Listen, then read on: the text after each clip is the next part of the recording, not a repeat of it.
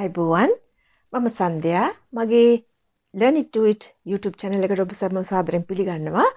අද මම ඔයගලන්ට කියලා දෙන්න යන්නේ මැනිකින් ගැන. ඔයගලන් ඩමිස් කියලා කියනවානේ. එතකොට ඔයගලන් හුඟක් අය දන්නේ නැහැ මේ ඩමිස් ගැන හුඟක් දෙනා තොරතුරු දන්නේ නැහැ. ඉතින් මම ඔයගලන්ට අද කියලා දෙන්න යන්නේ ඔයගලන්ට ඕනනම් Google එකෙන් ගහලා බලන්නත් පුළුවන්.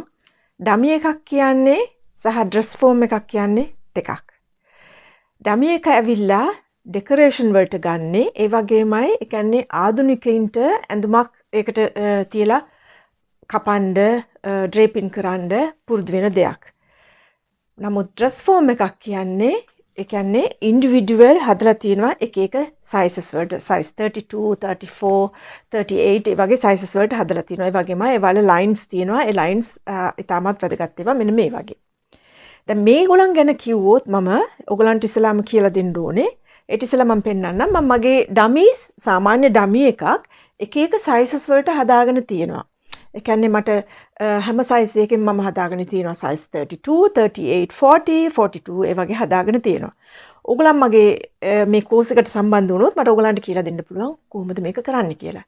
එතකොට ඔයගලන්ට දැන් කස්ටමර් 42 size එක බස්ට් එක තියෙන කෙනෙක් නම් ඒ සයිස් එකට ඉස්සෙල්ලාම ඔයගලම් මේ ඩමි එක හදා ගන්නවා. හදාගත්තට පස්සේ ඔයාලට කස්ටමර් අවශ්‍ය වෙන්නේ නැහැ. එතකොට ඔයගලන්ට එකෙන් ඩමි එකට දාලා බලන්න පුළුවන් මේ කස්ටමර්ගේ හරියටම මෙෂර්මන්ට්ස් ඔයගලන්ට එයා දීලා තිබුණ මෙෂර්මන්ට්ස් වලට ඇඳුම තියෙනවද කියලා. එතකොට මේ ගැන කියන්න ඕනේ. මෙන්න මෙයාව ගැන කියන්න ඕනේ. මෙයා adjustable. ඒ කියන්නේ මෙයාව sizes වැඩි කරන්න අඩු කරන්න පුළුවන්. දැන් මෙයාගේ තියෙන 36 එකනේ. එතකොට ඔයගලන්ට 30 මේකේ තියෙනවා 38 40 වෙනකන් මේක ලොකු කරන්න පුළුවන්. නමුත් මෙයාගේ අවාසියක් තියෙනවා. මෙයාගේ මේ ෂාල් එක මේ very hard. ඒ කියන්නේ pins ගහන්න අමාරුයි. ඒ වගේමයි මේවා වලත් වෙනස්කම් කරන්න සිද්ධ වෙනවා. මොකද මේ ඉන්නම සයිස් එකෙන් නෑ මේ උකුල සයිස් එකෙන් නෑ. එතකොට ඒ වලත් වෙනස්කම් කරන්න සිද්ධ වෙනවා. එතකොට මෙයාව ගත්තොත් මම මෙයාව 38 සයිස් එකකට හදාගෙන තියෙනවා. මෙයාව මම 40 and 42 හදාගෙන තියෙනවා.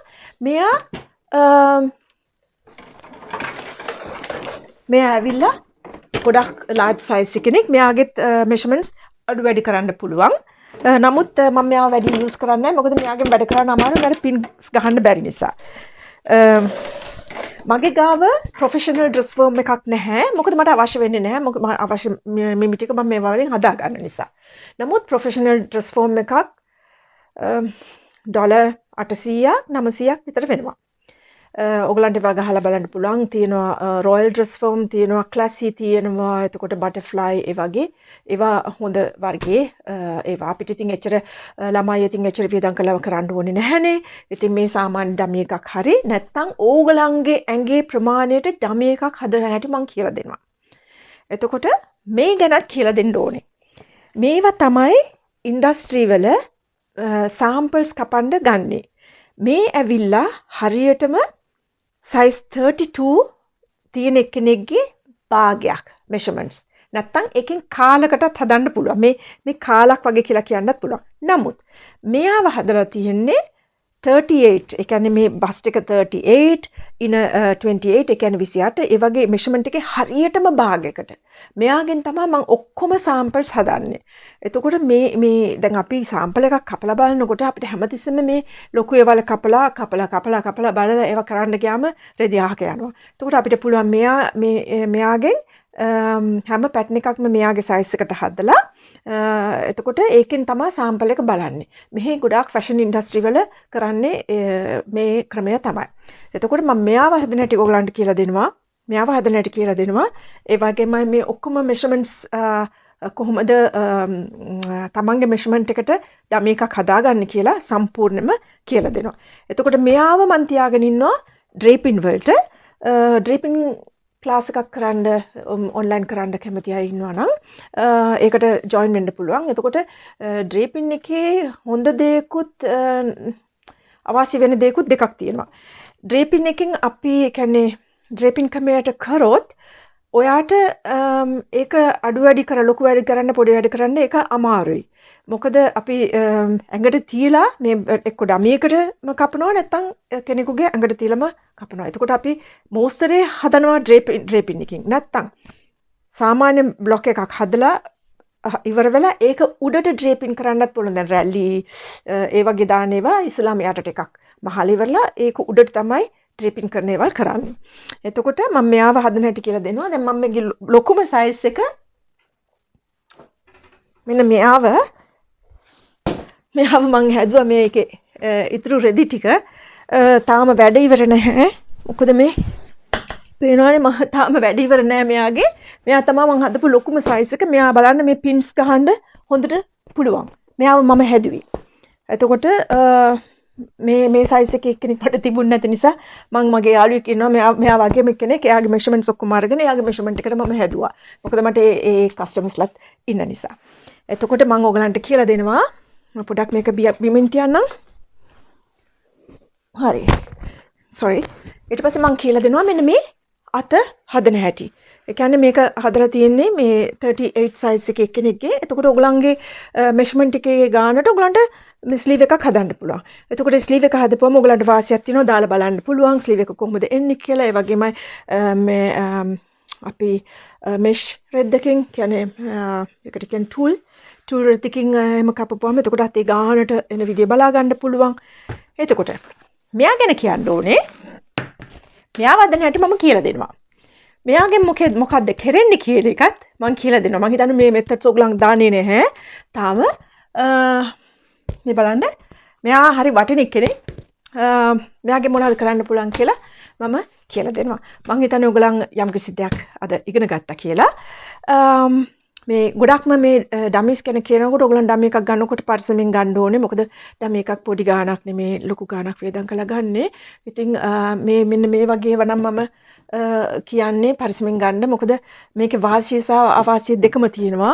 වාසියක් කියන්න පුළුවන් මොකද මෙෂර්මන්ට් එක බස්ට් එක අඩු වැඩි කරන්න, වේස්ට් එක අඩු වැඩි කරන්න. නමුත් මේ වේස්ට් එක හරියදී මෙයාව අපි කරන්න දේවල් තියෙනවා.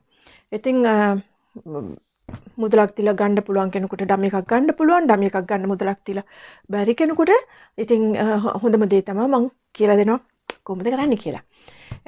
මම ටෙලිෆෝන් නම්බර් එක දාන්නම්. මම ලංකාවට එනවා මාස කිහිපයකට. ඉතින් මං හිතේ තියාගෙන හිටියේ මාස කිහිපයකී විවිධ කෝසස් කරන්න ඩ්‍රේපින් ක්ලාස් එක ගැන ඉන්ට්‍රස්ට් එකක් තියෙන කට්ටිය ඒකට දාන්න පුළුවන්. නැත්තම් මේ මැනිකින් එක මැනිකින් එකේ මම මෙයාගේ මෙෂර්මන්ට් එක ඔයගලන්ට මිලදී ගන්න පුළුවන්. මම ලොකු ගාණක් ගන්නේ නැහැ සුළු මුදලක්. මෙයාව හදන හැටි ඉගෙන ගන්න. මම නම් කියන්නේ මෙයා තමයි ගොඩක් වටින්නේ කියලා. මොකද මෙයාට මෙයාගේ මෙෂර්මන්ට් එකට ඔයගලන්ට සැම්පල්ස් කපලා බලන්න පුළුවන්.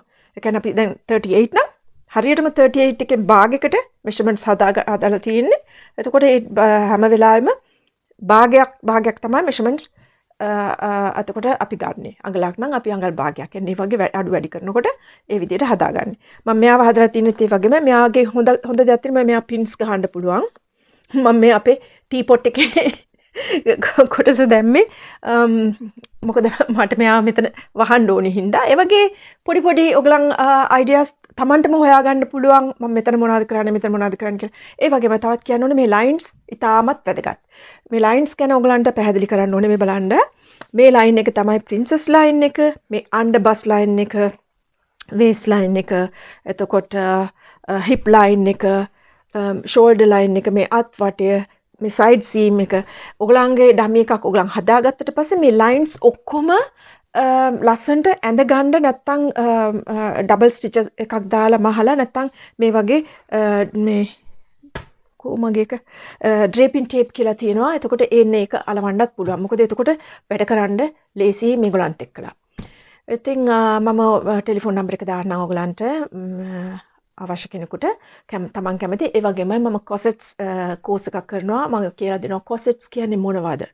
කොයි වෙලාවටද අඳින්න පුළුවන්. කොසෙට්ස් වලින් ඇතිවන වාසිය අවාසිය ඒ වගේම කොසෙට්ස් ඇඳුම් වලට යොදා ගන්න හැටි විවිධාකාර මෝස්තර කොසෙට්ස් කෝස් එකක් කරනවා. බට් ඒ කෝස් එකට නම් මම ගන්නේ ඇත්තටම ඇඳුම් මහන්න දැනීමක් තියෙන කට්ටියට විතරයි. මොකද ආධුනිකයොත් එක්ක ඒක කරන්න බෑ. එතකොට අනිත් අයට මග ඇරෙනවා යන වේගය මන්දගාමී වෙන හින්දා. ඒ හින්දා ඇඳුම් හොඳට මහන්න පුළුවන් අය තමයි මම ඒ කෝස් එකට ගන්නෙ. තවත් එකක් කියන්න ඕනේ ඉගෙන ගන්න නීට් එකට මහන්නත්. learn it do it කියන්නේ නිකන් නෙමෙයි. ඉතින් මම හිතනවා ඔයගලන් අද මොනවා හරි දෙයක් ඉගෙන ගත්තා කියලා. ඊළඟ පාර හම්බෙන තුරු ඔබ සැමට බුදු සරණයි ජේසු පීඨයි. මම සන්ධ්‍යා. learn it do it